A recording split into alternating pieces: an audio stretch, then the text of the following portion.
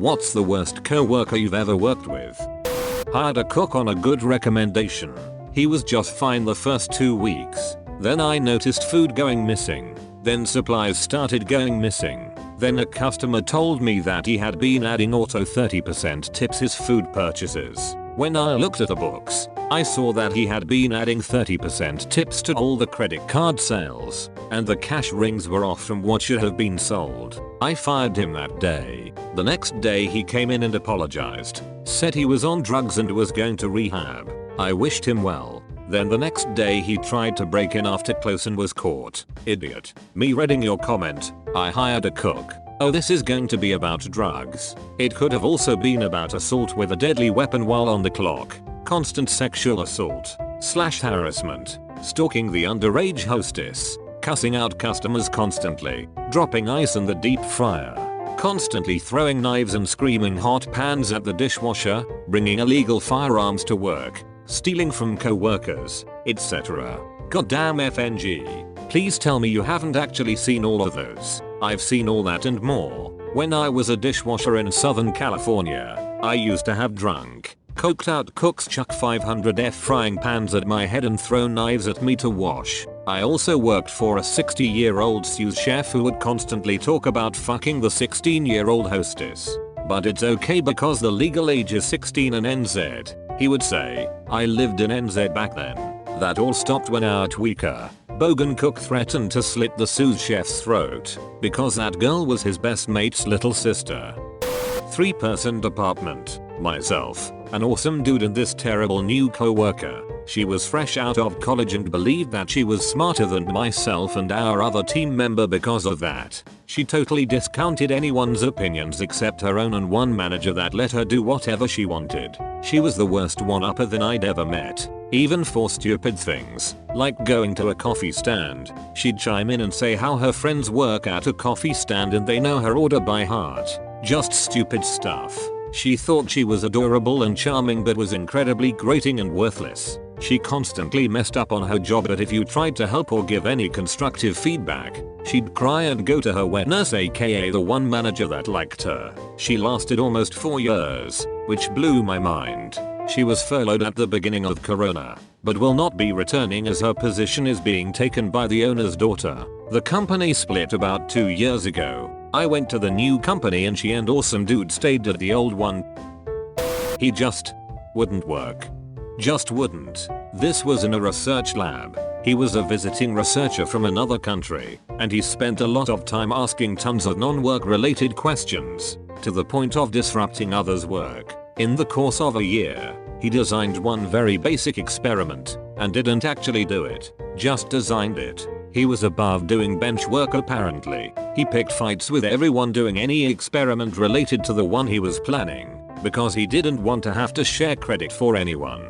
He wouldn't clean up after himself, wouldn't pick up things from the floor. He actually called me in from another room because he wouldn't take a stringless tea bag out of his mug. Also on a different occasion, because he knocked some things off a hanger on the back of the door and for whatever reason wouldn't pick them up. It was kind of like working with a child. He must have had servants where he lived. I don't know how, but he was there for his PhD. Boss fired him. He was one of 2 people in her 30+ year career that she'd ever fired. Edit. 90 messages. Whoa. In the interest of not inspiring / reinforcing any stereotypes, I won't name the country. Such a person could come from many, and I dare say, any country honestly. Anyone who is above doing bench work doesn't belong in a research lab. The CEO's girlfriend was a devout vegan who would patrol the office around lunch to make sure that anyone who was eating meat promised not to use the sponge in the kitchen to wash anything that meat had touched. She did this in yoga pants and heels, but because her personality sucked, she wasn't remotely attractive. For April Fool's Day, I rinsed out a carton of chicken broth and filled it with mango juice, and made a point of pouring myself a glass and drinking it in front of her. She was disgusted, so it was twice as delicious. Edit. She is both the financial manager and the HR person, so every problem that anyone had at the company became pillow talk between her and her fiancé, and he would sprinkle in the things she told him at meetings as if the problems were supposed to be common knowledge. This pair was a piece of work. He had been overheard saying I wouldn't care if I didn't hear music again in my life. Who says that? Sociopaths. That's who. I was eventually fired, and the official reason was that I had photoshopped grotesque images of several people in the office. What she failed to mention to the Department of Labor rep was that I had done it on my own time, on my own computer, and each co-worker had requested I do them next after I initially just did it to myself. My own photo just had my eyes moved farther apart so I looked abnormal, but not outside of the realm of possibility. For other co-workers, I flipped their faces upside down, made their eyes too big, removed their noses, facial hair, or covered their mouths up with beards. During my Department of Labor chat to work out my unemployment, the agent asked me to email her the photos, and it made her audibly laugh. Being fired was worth it just for that. I worked with a guy who'd interrupt any conversation to talk about anything as if he was the expert, and I don't use anything as a hyperbole. He truly had something to say about anything, including things he had never heard of or obviously didn't know much about. When the subject being discussed was something in the category of things he didn't know much about, he would slowly steer the conversation away from the original discussion to something he would like to talk about at the moment. It was both amazing and the most annoying thing I had ever had to deal with. He was like that Wikipedia game where you start with Star Wars and somehow end up on LGBTQ and struggles. Not to mention the conversation was basically 98% of him just talking non-stop. Everybody else was way too polite and against conflict to say anything, including me. So most people just tried to stay away from him, but he'd follow people around. I eventually left, but I even remember having a nightmare where he was the best man at my wedding. I worked with a guy like that. My favorite was he would jump in. Speaking of X, that reminds me of insert totally unrelated item and super long story, and it got to the point the rest of the team just stopped talking. I thought I was desultory until I met this guy. My ex-girlfriend's sister and father had Asperger and did that. I don't especially related to that, but now I recall it. When they were both together they were constantly jumping in on each with different stories and other people had no chance to talk. It was so exhausting. It's my time to shine.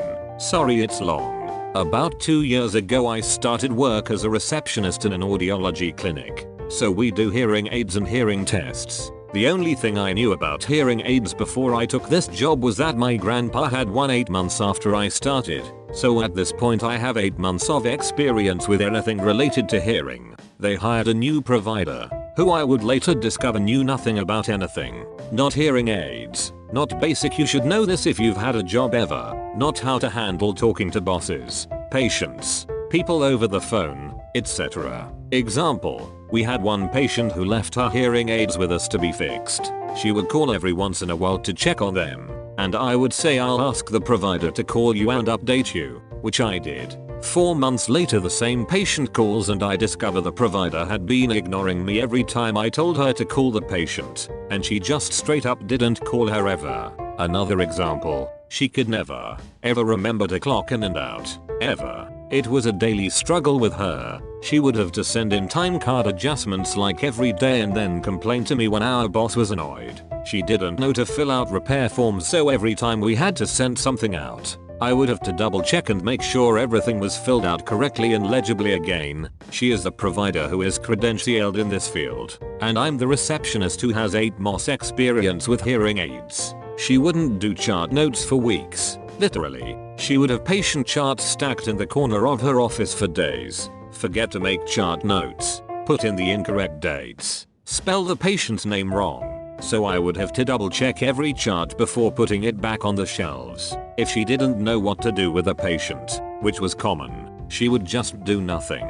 So I would have to pick up all of that slack, deal with the patients, take their complaints, talk to manufacturers over the phone. There were even times where I had to recommend hearing aids to patients because she just wouldn't. She would constantly forget to have patients sign paperwork. I would put a post-it on the chart patient must sign. I would tell her beforehand, and yet she would still let them leave without signing purchase agreements and medical waivers. She could not keep track of the time. She would be going 10-30 minutes over appointment times and I would have to deal with the pissed off patient. I would tell her hey time warning and she'd say okay and then ignore me. She would keep elderly patients in for her new patient appointments for like 2 or more hours, usually an hour and a half appointment. Sometimes patients would have to tell her they needed to leave because they were tired or their feet hurt. These people are in their 80s. And the best, everything that went wrong was my fault. She would blame me for her poor job performance, her inability to retain patients and sell hearing aids,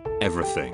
After 6 months of this I finally spoke up. I hadn't said anything up to this point because she was a really nice person apart from work and I felt bad for her. But everyone has their limits. And also our company was starting to zero in on her because she wasn't making them any money. She was put on daily Zoom meetings with our boss and trainers. When this happened they finally realized why she was making almost zero money. She was super incompetent obviously, and they fired her. They told her they were shutting down the clinic altogether, but instead they hired a new provider with loads more education, experience, someone who is confident and young and knows how an iPhone works. The only thing I got from this experience was a 30-cent raise at the end of the year and a major increase in my anxiety med dosage. Also I guess I learned a lot about my job lol. Also the new provider and I are BFFs so my job is much more enjoyable.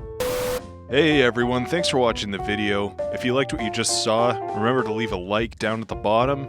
Be sure to subscribe if you want to see a couple videos like this every single week. And I'll see you in the next one. Peace.